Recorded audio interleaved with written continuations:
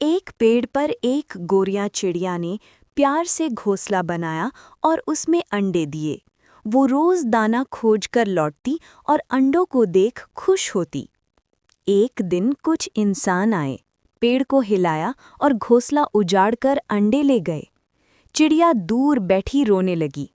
कहानी का संदेश: हमें जानवरों और पक्षियों का घर नहीं उजाड़ना चाहिए, क्योंकि उनका संसार भी उतना ही कीमती है जितना हमारा। फिर किसी ने लाइक सब्सक्राइब नहीं किया, चिड़िया रोने लगी।